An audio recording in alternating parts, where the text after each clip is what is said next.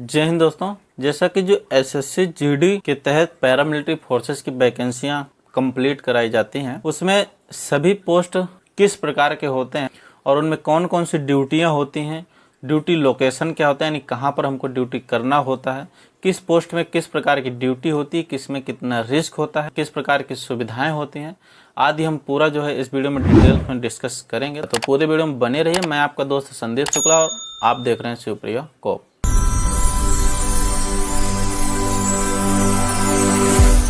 दोस्तों सबसे पहले बात करेंगे हम बीएसएफ की यानी बॉर्डर सिक्योरिटी फोर्स की। तो जैसा कि नाम से ही क्लियर है, सीमा सुरक्षा बल यानी जो पाकिस्तान और बांग्लादेश बॉर्डर एरिया है पूरा, उस पूरी सीमा के सुरक्षा का उत्तरदायित्व बीएसएफ के हाथों होता है। और वहाँ पर जितने भी अपराध जैसे घुसपैठी, तस्करी आदि इस प्रकार के अपराध हैं, उनकी उत्तरदायित्व भी बीएसएफ के हाथों होता है।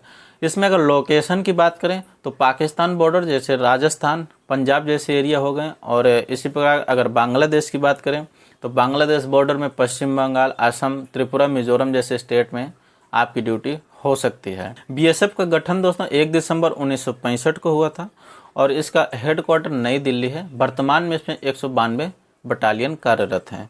इसके बाद जानेंगे सीआरपीएफ यानी सेंट्रल रिजर्व पुलिस फोर्स यानी केंद्रीय सुरक्षा बल। तो दोस्तों सीआरपीएफ जैसा कि स्टेट पुलिस होती है, उसी तरह सीआरपीएफ भी गृह मंत्रालय के अधीन जो है एक केंद्रीय पुलिस बल है, जिसका जो ड्यूटी होता है पुलिस कार्रवाई में सहायता करना। और सबसे जो मुख्य ड्यूटी होती है, नक्सल प्रभावित एरियाओं में सीआरपीएफ की ड्यूटियां लगती हैं। आतंकवाद व विद्रोह से निपटना, वामपंथी उग्रवादियों से निपटना, दंगा व भीड़ नियंत्रण में जो है सीआरपीएफ की ड्यूटियां होती हैं। और इलेक्शन में भी आपने देखा होगा तो इलेक्शन की ड्यूटियां भी जो है सीआरपीएफ करती है। और जो वीआईपी सिक्योरिटीज होती है जैसे एनएसजी और एसपीजी कमांडो जो होते हैं वो सीआरपीएफ के जवान ही होते हैं। और दंगा व भीड़ नियंत्रण तथा जो प्राकृतिक आपदाएं हैं उनमें राहत व बचाव कार्य भी सीआरपीएफ के द्वारा किया जाता है। इस प्रकार से अगर हम ड्यूटी लोकेशन की बात करें तो जो नक्सल प्रभावित एरिया है मैक्सिमम टाइम ड्यूटी आपकी वहाँ रहती है, जैसे झारखंड, छत्तीसगढ़, उड़ीसा जैसे स्टेट हो गए, तो यहाँ पर जो है सीआरपीएफ की ड्यूटियाँ ज़्यादा लगती हैं। सीआरपीएफ का गठन दोस्तों 27 जुलाई 1939 को क्राउन प्रतिनिधि पुलिस के रूप में हुआ और आगे चलकर स्वतंत्रता के बाद 28 दिसंबर 1949 को सीआरपीएफ का नाम दिया गया। इस प्रकार से अगर हम इसके रिस्क की बात करें तो थोड़ा बीएसएफ की तरह भी सीआरपीएफ भी रिस्की है, क्योंकि अभी भी नक्सल प्रभावित एरिया सक्रिय हैं झारखंड, उड़ीसा और छत्तीसगढ़ जैसे खासकर स्टेटों। परंतु इसकी कुछ ड्यूटियां बहुत अच्छी हैं, जैसे एनएसजी, एसपीजी कमांडोज की हो गई। तो यदि आपको एनएसजी और एसपीजी कमांडो जैसे बल में जाना हो तो आपके लिए सीआरपीएफ बेहतर हो सकता है। इसके बाद बात करेंगे हम सीआईएसएफ यानी सेंट्रल इंडस्ट्रियल सिक्योरिटी फोर्स की।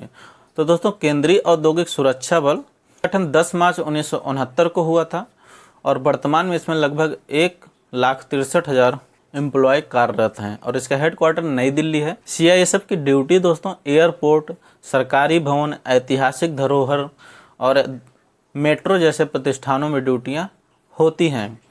इसके अलावा आपदा प्रबंधन और चुनाव में भी सीआईएसएफ ड्यूटी करती है। इस प्रकार से अगर हम इसमें रिस्क की बात करें तो काफ़ी कम रिस्क होता है। और लोकेशन की अगर बात करें हम तो लोकेशन दोस्तों मान लीजिए आपका दिल्ली मेट्रो में ड्यूटी चल रही है तो आपका लोकेशन दिल्ली हो सकता है, परंतु अगर आपकी मान लीजिए आगरा के ताजमहल में ड्यूटी लगी हुई है तो आपका उत्तर प्रदेश आगरा लोकेशन हो सकता है। इस प्रकार से इसमें कहीं भी आपका ड्यूटी लग सकती है ऑल ओवर इंडिया। वैसे जितने भी पैरामिलिट्री फोर्सेस है सभी केंद्रीय अर्धसैनिक बल हैं, इसलिए आपकी कहीं भी ड्यूटी लग सकती है ऑल ओवर इंडिया। लेकिन कुछ फोर्सों में मैक्सिमम टाइम की ड्यूटी फिक्स होती है कि कहाँ पर लग सकती है। इसके बाद दोस्तों बात करेंगे हम एसएसबी के यानी सशस्त्र सीमा बल की। तो एसएसबी का गठन 20 दिसंबर 1963 को भारत और चाइना युद्ध के बाद किया गया था। एसएसबी का जो प्रारंभिक कार्य था, जो भारत की खुफिया एजेंसी रा यानी रिसर्च एंड एनालिसिस विंग है, उसको सशस्त्र सुरक्षा प्रदान करना था, परंतु आगे चल के बाद में इसको गृह मंत्रालय के अधीन कर दिया गया और जो है भारत नेपाल की सीमा का उत्तरदायित्व जो है दिया गया। यानी कि जो भारत के साथ नेपाल और भूटान की सीमा है, उस सीमा पर जितने भी अपराध हैं जैसे घुसपैठी या तस्करी हो गई या अन्य कोई भी अपराध हो गए, उनका जो है पूर्ण उत्तरदायित्व एसएसबी को है। और जो सीमा पर नागरिक रह रहे हैं उनकी सुरक्षा का उत्तरदायित्व एसएसबी के हाथों है। दोस्तों एसएसबी ने ही सर्वप्रथम महिला बटालियन का जो है गठन किया था। इस प्रकार से अगर हम एसएसबी में ड्यूटी लोकेशन की बात करें तो जो नेपाल और भूटान के जो है सीमा से सटे हुए स्टेट हैं, जैसे यूपी हो गया आपका, हिमाचल प्रदेश हो गया, पश्चिम बंगाल हो गया, अरुणाचल प्रदेश हो गया, तो आदि ऐसे स्टेटों में आपको ड्यूटियां करनी पड़ेगी। और अब बात करते हैं हम आपका सबसे पसंदीदा, सबसे फेवरेट और शानदार पोस्ट एसएसएफ की, जो सभी का पहला प्रेफरेंस होता है और पहली पसंद होती है, सचिवालय सुरक्षा बल। तो नाम से ही क्लियर हो गया, इसकी ड्यूटी दोस्तों मंत्रालय और सचिवालय की सुरक्षा प्रदान करना होता है। यानी जो आपकी मैक्सिमम टाइम या कह सकते हैं ऑल टाइम ड्यूटी आपकी दिल्ली ही रहने वाली है। एसएसएफ में ड्यूटी दोस्तों लगभग फिक्स होती है और इसमें विदाउट वेपन्स के मैक्सिमम ड्यूटियां होती हैं। अर्थात यदि आपको वेपन से अधिक प्रेम है तो एसएसएफ आपके लिए कम पसंदीदा हो सकता है। अब बात करेंगे हम आईटीबीपी यानी इंडो तिब्बतन बॉर्डर पुलिस। तो नाम से ही क्लियर है, भारत तिब्बत सीमा पुलिस बल। यानी जो भारत का चाइना बॉर्डर है, काराकोरम दर्रे से लेकर के लिपुलेख दर्रे तक लगभग 2115 किलोमीटर सीमा की जो सुरक्षा का उत्तरदायित्व है वो आईटीबीपी के हाथों है।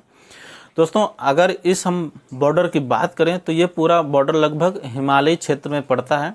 इस प्रकार से हम कह सकते हैं कि जो इसमें ड्यूटी लोकेशन है वो मैक्सिमम टाइम आपके हिमालय के दुर्गम स्थान जैसे बर्फीले स्थान हो गए, नदियां हो गई, झाड़ियां हो गई आदि दुर्गम स्थानों पर ही आपकी ड्यूटी रह सकती है। आईटीबीपी की स्थापना 24 अक्टूबर 1962 को हुई थी। उस समय इसमें 4 पलटन थे, जो कि अब जो है 45 सेवा पलटन और 4 विशेषीकृत सेवा पलटनों का रूप ले चुकी है। और अब जान लेते हैं असम राइफल्स। तो दोस्तों जो असम राइफल्स है इसका गठन 1835 में कछार लेवी के नाम से किया गया था और उस समय इसका उत्तरदायित्व जो ब्रिटिश बस्तियां थी और चाय बागान थे उनकी सुरक्षा का उत्तरदायित्व जो है असम राइफल्स को दिया गया था। आगे चल के 1971 में इसका नाम बदल करके असम राइफल्स कर दिया गया, जिसका हेडक्वार्टर शिलांग है। दोस्तों यह सभी पैरामिलिट्री फोर्सेस में सबसे पुराना पुलिस बल है। और दोस्तों भारत का जो पूर्वोत्तर क्षेत्र है उसकी आंतरिक सुरक्षा और म्यांमार सीमा की सुरक्षा का उत्तरदायित्व असम राइफल्स को दिया गया है। इस प्रकार से अगर इसके हम ड्यूटी लोकेशन की बात करें तो आपकी ऑल टाइम जो ड्यूटी लोकेशन है आपका पूर्वोत्तर राज्य रह सकते हैं, जैसे अरुणाचल प्रदेश हो गया, नागालैंड हो गया, असम, मिजोरम, त्रिपुरा जैसे राज्यों में आपकी ड्यूटी रह सकती है। इसलिए अगर आप पूर्वोत्तर राज्यों से बिलोंग करते हैं तो आपके लिए एक अच्छी प्रेफरेंस हो सकती है असम राइफल्स। परंतु अन्य स्टेट जैसे मान लीजिए आप उत्तर भारत या दक्षिण भारत या फिर पश्चिम भारत से हैं तो आपके लिए थोड़ा जो है डिफिकल्ट पोस्ट हो सकती है, क्योंकि वहाँ का रहन सहन आपके लिए थोड़ा अलग रह सकता है, प्लस जो है आपके यहाँ से दूर भी हो सकता है। तो आप अपने हिसाब से इसको प्रेफरेंस में रख सकते हैं। इसके बाद अब लास्ट में बात करेंगे हम जो एसएससी जीडी के थ्रू पोस्ट प्रेफरेंस है एनसीबी यानी नारकोटिक्स कंट्रोल ब्यूरो।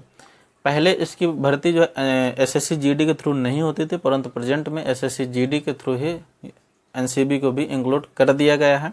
स्वापक नियंत्रण ब्यूरो, इसकी स्थापना 17 मार्च 1986 को की गई थी और इसमें लगभग 1000 एम्प्लॉय कार्यरत हैं। दोस्तों एनसीबी भारत सरकार के अधीन एक केंद्रीय एजेंसी है। इस खुफिया एजेंसी का काम भारत में जो अवैध पदार्थ हो गए, नशीली दवाइयाँ हो गई, इनसे संबंधित जितनी भी घटनाएं हैं उनसे निपटने का काम एनसीबी का होता है। यानी narcotics drugs and psychotropic substance act 1985 जो है उसके प्रावधानों के अधीन एनसीबी वर्क करती है। तो दोस्तों ये सभी एसएससी जीडी के तहत जितने भी पोस्ट हैं सभी को हमने थोड़ा डिटेल में डिस्कस किया। इसको देख करके आपको अनुभव हो गया होगा कि कौन सा प्रेफरेंस हमारे लिए बेहतर हो सकता है और कौन सा लास्ट प्रेफरेंस हो सकता है। इस प्रकार से जितने भी पैरामिलिट्री फोर्सेस हैं सभी बहुत अच्छे होते हैं और यदि आप इनमें से किसी का भी हिस्सा है तो आपको अपने पर गर्व होना चाहिए कि आपको देश सेवा करने का मौका मिल रहा है। तो इसलिए आप अपने अनुसार जो है पोस्ट प्रेफरेंस का चुनाव करें। इनका यदि किसी पोस्ट पर आपको डिटेल में वीडियो चाहिए तो पहले से चैनल पर पड़ा हुआ है, आप आई बटन में जाकर के या चैनल पर जाकर के देख सकते हैं। किसी प्रकार का कोई कन्फ्यूजन तो आप कमेंट बॉक्स में लिख सकते हैं। Thanks for watching.